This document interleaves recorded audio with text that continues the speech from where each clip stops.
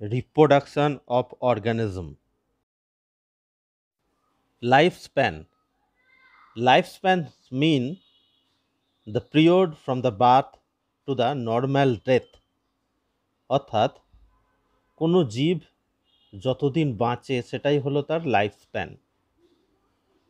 Lifespan of crow near about 15 years and parrot it is 140 years. Lifespan does not depends on the size of the organisms. Every organism is mortal, অর্থাৎ প্রত্যেকটা জীবই মরণশীল। এখন প্রশ্ন হলো, এমন কি কোনো জীব আছে যাদের বলা যেতে পারে ইমমর্টাল অর্গানিজম? বিজ্ঞানীরা পরীক্ষা নিরীক্ষা করে দেখেছেন যে সিঙ্গেল সেল অর্গানিজম যারা, অর্থাৎ যেমন অ্যামিবা, তারা কোষ বিভাজনের মাধ্যমে তাদের অস্তিত্ব বজায় রাখতে পারে, অর্থাৎ অফস্প্রিং গঠনের মাধ্যমে তাদের অস্তিত্ব বজায় রাখতে পারে। সুতরাং এদেরকে ইমমর্টাল অর্গানিজম বলা যেতে পারে। এখন প্রশ্ন হলো, তাহলে কিভাবে জীবেরা তাদের অস্তিত্বকে কন্টিনিউয়াসলি বজায় রাখতে পারে? যার সাহায্যে পারে সেই পদ্ধতিকে রিপ্রোডাকশন বা প্রজনন বলে। Reproduction is defined as a biological process in which an organism gives rise to young ones similar to itself. অর্থাৎ এটা এমন একটা বায়োলজিক্যাল প্রসেস যার সাহায্যে কোনো জীব তার যে অপত্য উৎপাদন করে সেটা তার অনুরূপ। রিপ্রোডাকশনকে মূলত দুটি গ্রুপে ভাগ করা যায় বা দুটি ভাগে ভাগ করা যায়। একটি হলো অ্যাসেক্সুয়াল রিপ্রোডাকশন, অপরটি হলো সেক্সুয়াল রিপ্রোডাকশন। অ্যাসেক্সুয়াল রিপ্রোডাকশনের বিভিন্ন মেথড রয়েছে, তার মধ্যে প্রথমটি হলো বাইনারি ফিশন। এই পদ্ধতিতে প্রধানত এককোষী প্রাণীরা দুটো ভাগে ভাগ হয়ে যায়, cell divided into two halves. Example amoeba, paramecium ইত্যাদি। দ্বিতীয় মেথডটি হলো মাল্টিপল ফিশন বা বহু বিভাজন। এটি স্পোরুলেশন পদ্ধতিতে হতে পারে। সেক্ষেত্রে অ্যামিবার চারিদিকে একটি সিস্ট গঠিত হয় এবং সেই সিস্টের ভিতরে অ্যামিবা মাল্টিপল ফিশন বা বহু বিভাজন পদ্ধতিতে অসংখ্য সিউডোপোডিওস্পোর গঠন করে ফেভারেবল কন্ডিশনে, মানে অনুকূল পরিবেশে। ঘটনাটিকে স্পোরুলেশন বলা হয়। মাল্টিপল ফিশন ম্যালেরিয়া রোগ সৃষ্টিকারী জীবাণু প্লাসমোডিয়ামের ক্ষেত্রেও দেখা যায়। সেক্ষেত্রে এই পদ্ধতিকে স্কাইজোগনি বলে। মানুষের লোহিত রক্তকণিকার ভিতরে ম্যালেরিয়া প্যারাসাইট যে স্কাই জয়েন্ট গঠন করে, তারপর সেটি লোহিত রক্তকণিকার ভিতরেই বহুবিভাজন পদ্ধতিতে অসংখ্য মেরোজয়েট উৎপন্ন করে এবং একটা সময় লোহিত রক্তকণিকার কোষ পর্দা ফাটিয়ে বাইরে বেরিয়ে আসে। একে স্কাইজোগনি বলা হয়। তৃতীয় পদ্ধতিটি হলো ফ্র্যাগমেন্টেশন বা খণ্ডীভবন। এটি দেখা যায় সূত্রাকার দেহযুক্ত স্পাইরোগাইরা নামক শ্যাওলার ক্ষেত্রে। দেহের কোনো অংশ কোনো কারণে খণ্ডিত হয়ে গেলে প্রতিটি খণ্ডাংশ থেকে আবার নতুন স্পাইরোগাইরা উৎপত্তি লাভ করে। স্পাইরোগাইরা ছাড়াও এটি দেখা যায় সেলাজিনেল্লা নামক টেরিডোফাইটায়, রিক্সিয়া মার্চ্যান্টিয়া নামক ব্রায়োফাইটায় এবং সি অ্যানিমনের শরীরে। রিজেনারেশন পদ্ধতির সাহায্যেও অযৌন জনন ঘটতে পারে। রিজেনারেশনকে আবার দুটি ভাগে ভাগ করা যায়। একটিকে বলা হয় epimorphosis. It is the process of reconstructing a specific part of the body, অর্থাৎ এক্ষেত্রে শরীরের কোনো একটা পার্ট বা অংশ নতুন করে পুনর্গঠিত হয়। যেমন টেল অফ লাইজার্ড, অর্থাৎ টিকটিকির লেজ তৈরি হয়। দ্বিতীয় ভাগ্যে বলা হয় মরফাল্যাক্সিস। এক্ষেত্রে যে কোনো পার্ট থেকে, শরীরের যে কোনো অংশ থেকে সম্পূর্ণ শরীর গঠিত হতে পারে। Any part of the body is capable to produce whole body. এটি দেখা যায় প্ল্যানেরিয়া নামক স্বাদু জলের একটি কৃমির দেহে, যার দেহকে একাধিক খণ্ডাংশে খণ্ডিত করলেও প্রতিটি খণ্ডাংশ থেকে নতুন প্ল্যানেরিয়া উৎপত্তি লাভ করে মরফাল্যাক্সিস পদ্ধতিতে। অপর একটি অযৌন জনন পদ্ধতি হল বার্ডিং বা কর্কোদ্গম। এক্ষেত্রে মাতৃকোষের বাইরে অথবা মাতৃদেহের বাইরের দিকে বার্ড বা কুঁড়িটি তৈরি হয়, সেটি বড় হয় এবং একটা সময় মাতৃকোষ বা মাতৃদেহ থেকে বিচ্ছিন্ন হয়ে গিয়ে নতুন অপত্য সৃষ্টি করে। ইস্ট নামক এককোষী ছত্রাকের দেহে এবং হাইড্রা নামক প্রাণীতে বার্ডিং দেখা যায়। স্পেশাল বার্ড লাইক স্ট্রাকচার এর একটি উদাহরণ হলো gemmule. Gemmule is the transparent coating bud that originates inside the body of the parent organism. অর্থাৎ মাতৃজীবের শরীরের ভিতরে যে বার্ড লাইক স্ট্রাকচার তৈরি হয় এবং যার বাইরে একটি স্বচ্ছ আবরণ থাকে, তাকে গেমিউল বলে। গেমিউলের সাহায্যে বংশ বিস্তার করে স্পঞ্জিলা, সাইকন, স্কাইফা এই জাতীয় প্রাণীরা। অপর একটি বার্ড লাইক স্ট্রাকচার হলো স্ট্রোবাইলা। স্ট্রোবাইলা হলো বারবার রিপিটেটিভ পদ্ধতিতে তৈরি ফ্র্যাগমেন্টস।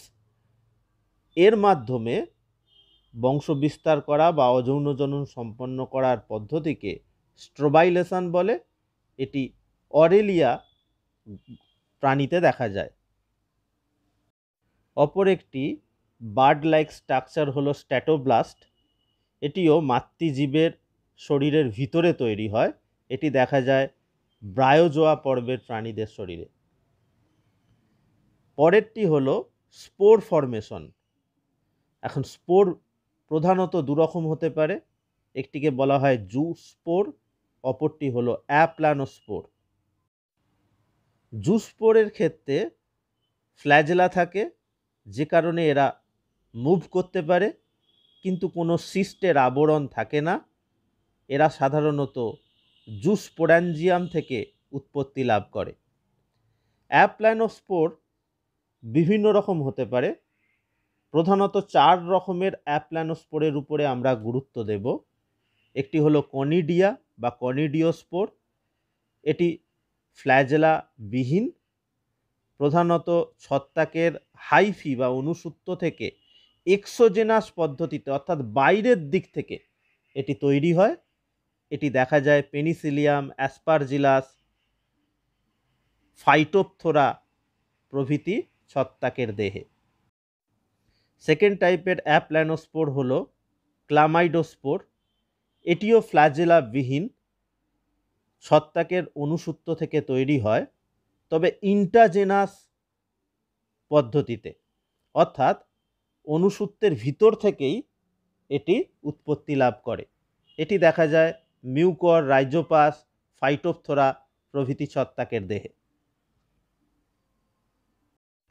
থার্ড টাইপের অ্যাপ্লানোস্পোর হলো স্পোরাঞ্জিওস্পোর উইদাউট ফ্ল্যাজেলা অর্থাৎ ফ্ল্যাজেলাবিহীন, ইন্টাজেনাস ইন অরিজিন অর্থাৎ ভিতর থেকে তৈরি হয়, প্রডিউস ফ্রম স্পোরাঞ্জিয়াম অর্থাৎ স্পোরাঞ্জিয়ামের ভিতর থেকে তৈরি হয়, situated at the edge of the sporangiophore, যে স্পোরাঞ্জিয়ামটা স্পোরাঞ্জিওফোর নামক একটি অনুসূত্রের একেবারে উপরের দিকে প্রান্তে অবস্থিত, যা ছত্রাকের দেহে থাকে। এই ধরনের রেণু বা স্পোর দেখা যায় মিউকর, রাইজোপাস ইত্যাদি ছত্রাকের দেহে। ফোর্থ টাইপের অ্যাপ্লানোস্পোর হলো অইডিয়া। Hyphae of the fungi breaks into many small species exogenously, and each piece transforms into spore with thin cell wall and no reserve food. অর্থাৎ ছত্রাকের যে হাইফি বা অনুসূত্র, সেগুলো অসংখ্য ছোট ছোট টুকরে ভাগ হয়ে গিয়ে এক্সোজেনাসলি মানে বাইরের দিক থেকে ভাগ হয়ে গিয়ে এই ধরনের স্পোর বা ওইডিয়া তৈরি করে। এক্ষেত্রে ওইডিয়ার মধ্যে কোনো রিজার্ভ ফুড থাকে না, পাতলা কোষপ্রাচীরযুক্ত হয়। প্রপ্রিনাস টাইকোপোরন জাতীয় ছত্রাকের শরীরে অয়েডিয়া দেখা যায়। মনে রাখতে হবে ভেজিটেটিভ রিপ্রোডাকশান বা অঙ্গজ জনন যেটা উদ্ভিদের ক্ষেত্রে দেখা যায় সেটিও হলো আসলে এক ধরনের অযৌন জনন। এই অঙ্গজ জনন প্রধানত দুরকম হতে পারে, একটি ন্যাচারাল, একটি আর্টিফিশিয়াল। ন্যাচারাল অঙ্গজ জননকে আমরা ডিটেলসে পরে আলোচনা করব। এখানে কয়েক প্রকারের ন্যাচারাল অঙ্গজ জননের উদাহরণ দেয়া রয়েছে: rhizome, banana, ginger, tuber, potato, bulb, অনিয়নের ক্ষেত্রে, রানার, সাইনোডন, স্টোলন, ভ্যালিসনেরিয়া, অফসেট, পিস্টিয়া, সাকার দেখা যায় ক্রাইস্যান্থেমাম, মিন্ট জাতীয় উদ্ভিদের ক্ষেত্রে, এবং অ্যাডভেন্টিটিয়াস বার্ড অফ লিফ অর্থাৎ পত্রমুকুল দেখা যায় ব্রায়োফাইলাম জাতীয় উদ্ভিদের ক্ষেত্রে। আর্টিফিশিয়াল অঙ্গজ জননেরও বিভিন্ন টাইপ পরে ডিটেলসে আলোচনা করা হবে। এখানে কয়েকটি টাইপ উল্লেখ করা হলো: cutting, layering, grafting, micropropagation, etcetera. Sexual reproduction. Sexual reproduction বোঝার আগে আমাদের বুঝে নিতে হবে যে কোনো জীবের যে জীবন বা লাইফ তাকে তিনটে স্টেজে ভাগ করা যেতে পারে। একটি হলো pre reproductive phase, reproductive phase এবং post reproductive phase. Pre reproductive ফেজকেই বলা হয় জুভেনাইল ফেজ বা ভেজিটেটিভ ফেজ। রিপ্রোডাক্টিভ ফেজে প্রধানত এই সেক্সুয়াল রিপ্রোডাকশানটি ঘটে। উদ্ভিদের ক্ষেত্রে আবার এই রিপ্রোডাক্টিভ ফেজকে দুটি ভাগে ভাগ করা যেতে পারে। একটি সিজিওনাল অর্থাৎ বছরে এক বা দুবার একটি নির্দিষ্ট সময়ে রিপ্রোডাক্টিভ অর্গ্যানগুলো ডেভেলপ হয় অর্থাৎ ফুল ফোটে এবং রিপ্রোডাকশান ঘটে। আবার কোনো কোনো উদ্ভিদের ক্ষেত্রে এটি বেশ কয়েক বছর অন্তর ঘটতে পারে। যেমন ব্যাম্বোর ক্ষেত্রে 50 থেকে 100 বছরে একবারই ফুল ফুটতে দেখা যায়। নীলা কুরাঞ্জি জাতীয় উদ্ভিদের ক্ষেত্রে 12 বছরে একবারই ফুল ফোটে। এই ধরনের উদ্ভিদকে পেরিনিয়াল বলা হয়, অর্থাৎ প্রত্যেক বছরে এদের রিপ্রোডাক্টিভ অর্গান ডেভেলপ হয় না। প্লাসেন্টাল ম্যামেল যারা, অর্থাৎ যে সমস্ত স্তন্যপ্রায়ী প্রাণীদের ক্ষেত্রে অমরা তৈরি হয়, তাদের ডিম্বাশয় সংশ্লিষ্ট যে অ্যাক্সেসরি ডাক্ট অর্থাৎ ফ্যালোপিয়ান টিউব, সেখানে কিছু সাইক্লিক্যাল চেঞ্জ, সেটা হরমোনাল হতে পারে, সেটা ঘটে রিপ্রোডাক্টিভ স্টেজেতে। এটা নন প্রাইমেটস যারা, যেমন cow, sheep, rat, deer, dog, tiger, এদের ক্ষেত্রে এই ধরনের সাইক্লিক্যাল চেঞ্জকে বলা হয় ইস্টার সাইকেল। যারা প্রাইমেটস যেমন হিউম্যান, এপস, মানকি, এদের ক্ষেত্রে এই ধরনের সাইক্লিক্যাল চেঞ্জকে বলা হয় মেনস্ট্রুয়াল সাইকেল। সেক্সুয়াল রিপ্রোডাকশানকে মূলত তিনটি স্টেজে ভাগ করা যায়। একটি হলো প্রি ফার্টিলাইজেশন অর্থাৎ নিষেকের আগের দশা, ফার্টিলাইজেশন নিষেক দশা, পোস্ট ফার্টিলাইজেশন অর্থাৎ নিষেকের পরের দশা। প্রি ফার্টিলাইজেশনে দুটোই ঘটনা ঘটে। একটিকে বলা হয় গ্যামেটোজেনেসিস অর্থাৎ গ্যামেট তৈরি হয়। গ্যামেট মাদার সেল, যেটিকে মিওসাইটও বলা হয়, সেখান থেকে মিওসিস কোষ বিভাজন পদ্ধতিতে হ্যাপ্লয়েড সংখ্যক ক্রোমোজোম বিশিষ্ট গ্যামেট উৎপন্ন হয়। গ্যামেট আবার দুরকম হতে পারে: হোমোগ্যামেট বা আইসোগ্যামেট যারা মরফোলজিক্যালি সিমিলার ইন অ্যাপিয়ারেন্স, আর হেটারোগ্যামেট অর্থাৎ যারা মরফোলজিক্যালি ডিস্টিংক্ট বা আলাদা।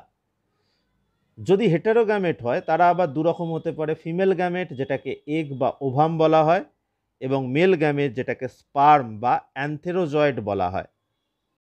গ্যামেট উৎপন্নকারী জীবেদের আবার দুটি গ্রুপে ভাগ করা যেতে পারে। একটি হোমোথ্যালিক অর মোনোসিয়াস অর্থাৎ যাদের শরীরে শুক্রাশয় এবং ডিম্বাশয় দুটোই অবস্থান করে, এদের বাইসেক্সুয়াল কন্ডিশন বলে, যেমন fungi, sponge, earthworm, tapeworm, লিচ, etcetera.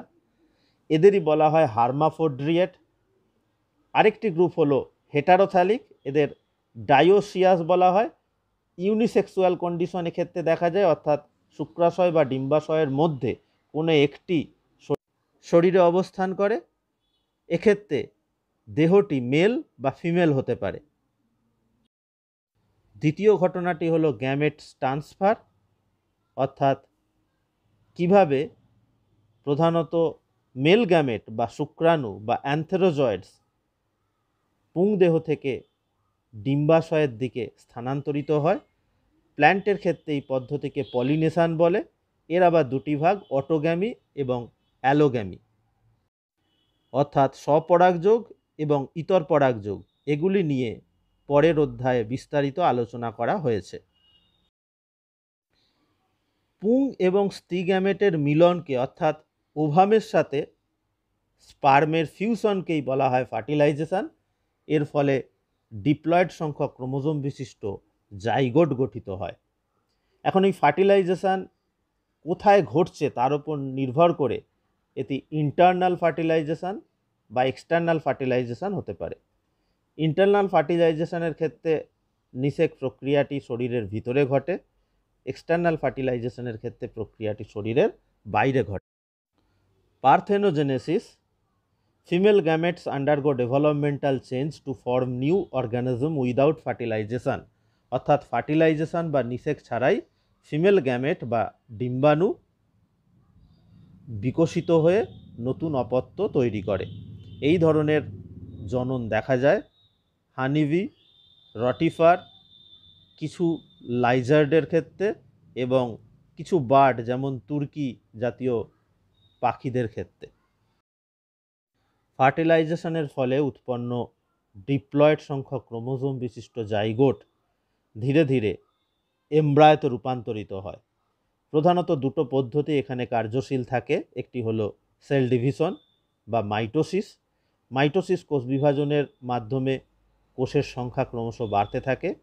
এরপর সেল ডিফারেন্সিয়েশন ঘটে, অর্থাৎ কোষের বিভেদন ঘটে। Cell differentiation is a process helps groups of cell to undergo certain modification to form specialized tissue and organ to form an organism, অর্থাৎ sell ডিফারেন্সিয়েশনের মাধ্যমে একগুচ্ছ কোষ এমন ধরনের পদ্ধতিতে মডিফাইড হয় যার ফলে তারা কোনো বিশেষ কলা বা অঙ্গ গঠনের করতে সক্ষম হয়। এমব্রায়ো ডেভেলপমেন্টের ওপর নির্ভর করে প্রাণীদের আবার দুটি গ্রুপে ভাগ করা যায়। একটি হচ্ছে ওভিপেরাস, অর্থাৎ যারা ফার্টিলাইজড অথবা আনফার্টিলাইজড এগ বা ডিম পারে, যেমন রেপটাইলস, বার্ডস। আর দ্বিতীয় গ্রুপ হলো ভিভিপেরাস, অর্থাৎ এক্ষেত্রে প্রাণীরা ডিম পারে না, ফিমেল পেরেন্ট অর্গানিজমের শরীরের ভিতরেই জাইগোট ধীরে ধীরে একটি পূর্ণাঙ্গ দেহে বর্ধিত হয় বা বিকশিত হয়। যেমন হিউম্যান এবং বেশিরভাগ ম্যামেলসের ক্ষেত্রে বা স্তন্যপ্রায়ী প্রাণীদের ক্ষেত্রে এই ধরনের এমব্রায়ো ডেভেলপমেন্ট দেখা যায়।